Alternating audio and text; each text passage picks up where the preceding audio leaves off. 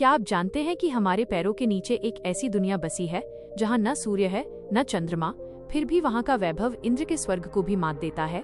एक ऐसी जगह जहाँ की दीवारों में सोना जड़ा है और जहाँ का प्रकाश सूरज की किरणों से नहीं बल्कि नागों के मस्तक पर चमकती मणियों से आता है। आज हम उस पाताल की यात्रा करेंगे जिसे दुनिया ने सिर्फ एक अंधेरा गढ़ा समझा, पर हमारे पुराण उसे स्वर्ग से भी सुंदर कहते हैं।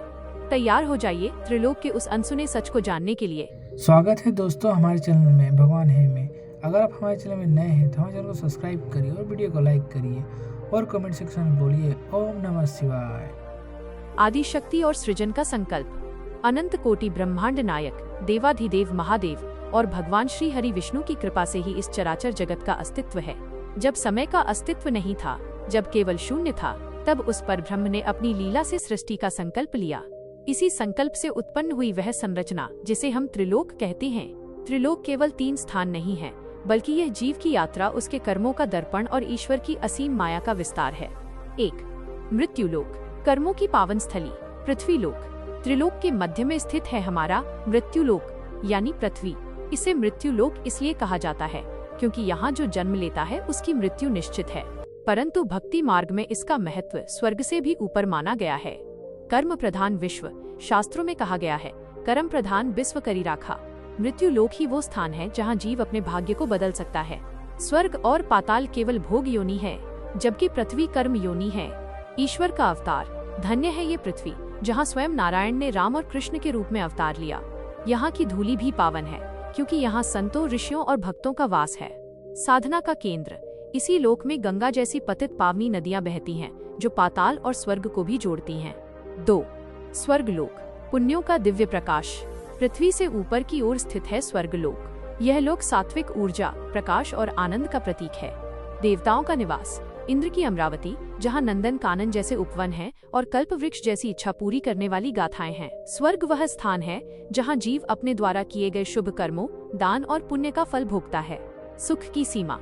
भक्ति भाव हमें यह सिखाता है कि स्वर्ग अंतिम लक्ष्य नहीं है। जैसे ही पुण्य समाप्त होते हैं, जीव को पुनः मृत्यु लोक में आना पड़ता है। इसलिए भक्त स्वर्ग के सुखों के बजाय भगवान के गोलोक या वैकुंठ की इच्छा करते हैं।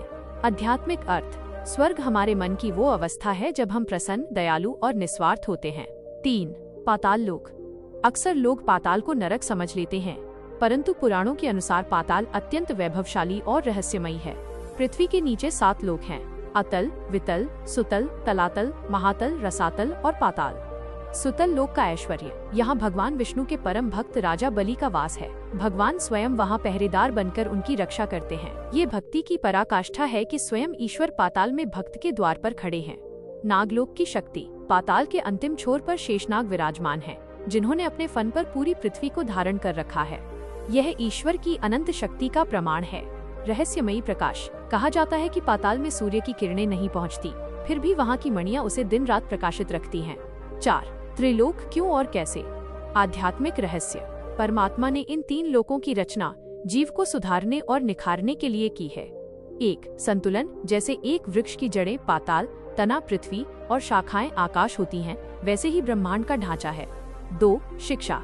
पाताल हमें विनम्रता और आधार सिखाता है, पृथ्वी हमें कर्म और सेवा सिखाती है और स्वर्ग हमें उच्च विचार और संयम की प्रेरणा देता है। 3. भक्ति का मार्ग। एक भक्त के लिए ये तीनों लोक भगवान का ही शरीर है। आकाश उनका मस्तक है, सूर्य चंद्रमा उनकी आंखें हैं और पाताल उनके चरण हैं। त्रिलोकीनाथ की शरण। जो जीव इन तीनों लोकों के चक्र से मुक्त होना चाहता है, उसे त्रिलोकीनाथ भगवान शिव या विष्णु की शरण लेनी चाहिए। भक्ति वह नौका है जो जीव को इन तीनों लोकों के आवागमन से मुक्त कर मोक्ष के द्वार तक ले जाती है। चाहे हम पाताल में हो, पृथ्वी पर या स्वर्ग में, यदि हृदय में ईश्वर का नाम है तो वो स्थान वैकुंठ के समान है। आदि संकल्प और हिरण्यगर्भ का प्राकट्य। सृष्टि के आरंभ से पूर्व न सत्व था, न रज था, न तम था, न आकाश था, न पाताल, केवल एक ही तत्व था, परमेश्वर। जब उस निराकार ब्रह्म ने अपनी माया से साकार रूप लेने की इच्छा की तो जल की उत्पत्ति हुई। उस अनंत जल राशि में भगवान विष्णु ने शयन किया, इसीलिए उन्हें नारायण कहा गया। उनके नाभि कमल से ब्रह्मा जी प्रकट हुए। जब ब्रह्मा जी ने चारों ओर देखा तो केवल अंधकार था। तब उन्हें आकाशवाणी सुनाई दी। तब ब्रह्मा जी ने वर्षों तक तपस्या की और तब उनके हृदय में संकल्प शक्ति जागृत हुई। ब्रह्मा का मानस संकल्प। भगवान ब्रह्मा ने सबसे पहले अपने मन से सृष्टि की रचना की। उन्होंने सनक, सनंदन, सनातन और सनत कुमार जैसे मानस पुत्रों को जन्म दिया। परंतु जब उन्होंने सृष्टि के विस्तार के लिए अन्य लोकों की आवश्यकता समझी, तब उन्होंने त्रिलोक की सूक्ष्म संरचना का संकल्प लिया। यह संकल्प ही ब्रह्मांड का ब्लूप्रिंट, आधार बना। भूलोक, मृत्युलोक, कर्म की जननी। ब्रह्मा जी के संकल्प से सबसे पहले उस स्थान की रचना हुई जहाँ जीव अपने कर्मों का बीज बो सकता है। इसे भूलोक या पृथ्वी कहा गया। पवित्रता और संघर्ष। पृथ्वी को बनाने के लिए पंच तत्वों पृथ्वी, जल, अग्नि, वायु और आकाश का अद्भुत मिश्रण किया गया। ब्रह्मा जी ने देखा कि बिना कर्म के जीव की उन्नति संभव नहीं है, इसलिए पृथ्वी को कर्म प्रधान बनाया गया। भक्ति का केंद्र। ये वो लोक है जहाँ स्वयं भगवान को भी अवतार लेने के लिए लालायित रहना पड़ता है। ब्रह्मा जी ने संकल्प किया कि यहाँ जो भी प्राणी जन्म लेगा वो अपने पुरुषार्थ से देवत्व प्राप्त कर सकेगा। मृत्यु का विधान। चूँकि यहाँ समय निरंतर बहता है, इसलिए इसे मृत्यु लोक कहा गया, ताकि जीव जड़ न हो जाए और निरंतर प्रगति करता रहे। स्वर्ग लोक, पुण्य का मधुर फल। जब ब्रह्मा जी ने ऊर्ध्व लोक, ऊपर के लोकों का संकल्प लिया, तब स्वर्ग का निर्माण हुआ। यह लोक उन आत्माओं के लिए बनाया गया जिन्होंने पृथ्वी पर धर्म का मार्ग चुना। अमरावती और नंदनकानन। यहाँ सुगंधित पवन बहती है और यहाँ का वैभव अलौकिक है। इंद्र को यहाँ का राजा नियुक्त किया गया। ब्रह्मा जी का उद्देश्य यह था कि जीव को सात्विक कर्मों के लिए प्रोत्साहन मिले। दिव्य ऊर्जा। स्वर्ग केवल विलास का स्थान नहीं है, बल्कि ये ब्रह्मांड की सात्विक ऊर्जा का केंद्र है। यहाँ ऋषि, गंधर्व और अप्सराएं निवास करते हैं, जो निरंतर ईश्वर की स्तुति में लीन रहते हैं। संकल्प की शक्ति। स्वर्ग में भूख, प्यास या बुढ़ापा नहीं है, क्योंकि ये ब्रह्मा जी के आनंदमय संकल्प से निर्मित हुआ है। पाताल लोक, रसातल की रहस्यमयी वैभव। कई लोग पाताल को अंधकारमय और दुखद मानते हैं, परंतु ब्रह्मा जी के संकल्प में पाताल का स्थान बहुत गौरवमयी है। पृथ्वी के नीचे 7 स्तर बनाए गए: अतल, वितल, सुतल, तलातल, महातल, रसातल और पाताल। अतुलनीय वैभव। पाताल की शोभा स्वर्ग से भी बढ़कर बताई गई है। यहाँ की मणियां सूर्य की कमी को पूरा करती हैं। ब्रह्मा जी ने यहाँ नागों, असुरों और दैत्यों को स्थान दिया, ताकि ब्रह्मांड के हर जीव का अपना एक घर हो। भगवान का पहरा। सुतल लोक में स्वयं भगवान विष्णु ने वामन अवतार लेकर राजा बलि की रक्षा का संकल्प लिया। यह सिद्ध करता है कि पाताल भी ईश्वर की कृपा से अछूता नहीं है। शेषनाग का आधार। सबसे नीचे अनंत या शेषनाग विराजमान है, जो अपनी शक्ति से पूरे त्रिलोक को थामे हुए हैं। यह ब्रह्मा जी के उस महान संतुलन का हिस्सा है जिसके बिना सृष्टि ढह जाएगी। त्रिलोक का आध्यात्मिक उद्देश्य। ब्रह्मा जी ने इन 3 लोकों को केवल स्थान के रूप में नहीं, बल्कि चेतना के स्तर के रूप में बनाया। 1. पाताल। ये हमारी अवचेतन शक्तियों और मूल प्रवृत्तियों का प्रतीक है। 2. पृथ्वी। यह वर्तमान क्षण, संघर्ष और साधना का प्रतीक है। 3. स्वर्ग। यह उच्च चेतना, शांति और आनंद का प्रतीक है। भक्ति भाव की पराकाष्ठा। एक भक्त के लिए ये तीनों लोक भगवान के ही अंग हैं। ब्रह्मा जी ने जब सृष्टि की रचना पूरी की, तो उन्होंने अनुभव किया कि इन लोकों का स्वामी केवल वही हो सकता है जो इनमें रहकर भी इनसे निर्लिप्त रहे। इसीलिए उन्होंने इन लोकों के पालन का दायित्व श्री हरि विष्णु को और संहार का दायित्व महादेव शिव को सौंपा। सृष्टि का संदेश। ब्रह्मा जी का संकल्प हमें सिखाता है कि हम जहाँ भी हो, चाहे सुख के स्वर्ग में या संघर्ष की पृथ्वी पर, हमारा अंततोगत्वा लक्ष्य उस परमेश्वर को पाना है जिसने इस पूरी माया को रचा है। त्रिलोक एक पाठशाला है जहाँ हर जीव अपनी अपनी कक्षा में सीख रहा है। कर्म गति और त्रिलोक यात्रा। जीव के भाग्य का विधान। अध्याय 1। कर्म की परिभाषा और ईश्वरीय न्याय। ब्रह्मांड का संचालन जिस अविनाशी नियम से होता है, उसे कर्म फल सिद्धांत कहा जाता है। भगवान श्री कृष्ण ने गीता में स्पष्ट किया है कि गहना कर्मणो गति है, अर्थात कर्म की गति अत्यंत सूक्ष्म और समझने में कठिन है। जीव इस अनंत ब्रह्मांड में अकेला नहीं भटकता, बल्कि उसके कर्म ही उसकी यात्रा का मार्ग निर्धारित करते हैं। जैसे एक बीज में वृक्ष बनने की संभावना छिपी होती है, वैसे ही हमारे प्रत्येक विचार और कार्य में हमारा भविष्य छिपा होता है। ब्रह्मा जी ने त्रिलोक की रचना इसीलिए की ताकि जीव को उसके कर्मों के अनुसार उचित वातावरण मिल सके। अध्याय 2। पृथ्वी लोक, कर्मों की पावन प्रयोगशाला। त्रिलोक के मध्य में स्थित भूलोक या पृथ्वी ही एकमात्र ऐसा स्थान है जिसे कर्म क्षेत्र कहा गया है। स्वतंत्रता का वरदान। अन्य लोकों स्वर्ग या पाताल में जीव केवल अपने पुराने कर्मों का फल भोगता है, वो नया कर्म नहीं कर सकता। परंतु पृथ्वी पर मनुष्य को स्वतंत्र इच्छा, फ्री विल प्राप्त है। यहाँ वो चाहे तो तपस्या से ईश्वर को पाले या कुकर्मों से अपना पतन कर ले। निर्णायक पड़ाव।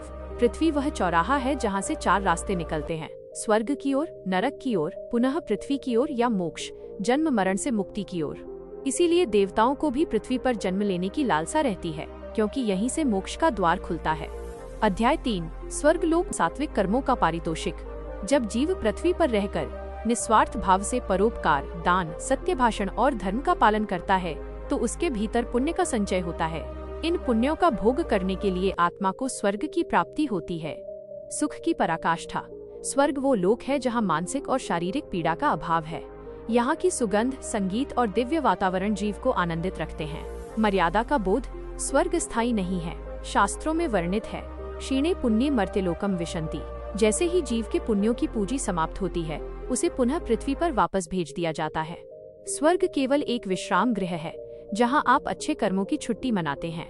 अध्याय 4 पाताल और नरक। तामसिक कर्मों का दंड। यदि जीव पृथ्वी पर रहकर अहंकार, हिंसा, चोरी और अधर्म का मार्ग चुनता है तो उसकी यात्रा नीचे के लोकों की ओर होती है। पाताल लोक, भोग भूमि। पाताल के 7 लोक, अतल से लेकर पाताल तक, उन जीवों के लिए हैं जिन्होंने भौतिक सुखों की अत्यंत लालसा की थी। यहाँ दंड से अधिक भोग की प्रधानता है, किंतु वो भोग ईश्वर से विमुख करने वाला होता है। नरक लोक, दंड भूमि। नरक पाताल से भिन्न है। ये वह स्थान है जहाँ जीव के पापों का परिमार्जन, शुद्धिकरण किया जाता है। जैसे सोने को शुद्ध करने के लिए आग में तपाया जाता है, वैसे ही नरक की आत्मा पर जमी मैल को साफ करने के लिए होती है। ईश्वरीय करुणा। दंड भी ईश्वर की एक करुणा है ताकि जीव अपने पापों का बोझ उतारकर पुनः एक नए और शुद्ध जीवन की ओर बढ़ सके। अध्याय 5 जीव की यात्रा का चक्र। आवागमन। आत्मा निरंतर एक लोक से दूसरे लोक में यात्रा करती रहती है। 1 उत्क्रांति, ऊपर की ओर, जब जीव भक्ति और ज्ञान को अपनाता है। 2 अधोगति, नीचे की ओर, जब जीव वासना और क्रोध के वशीभूत होता है। 3 मध्यगति, जब जीव मिश्रित कर्म करता है और बार बार मनुष्य योनि में जन्म लेता है। ये यात्रा तब तक समाप्त नहीं होती जब तक जीव यह नहीं समझ लेता कि वह न स्वर्ग का वासी है, न पृथ्वी का और न पाताल का। वो तो उस परमात्मा का अंश है जो इन तीनों लोकों से परे है। अध्याय 6 भक्ति और कर्म का मेल।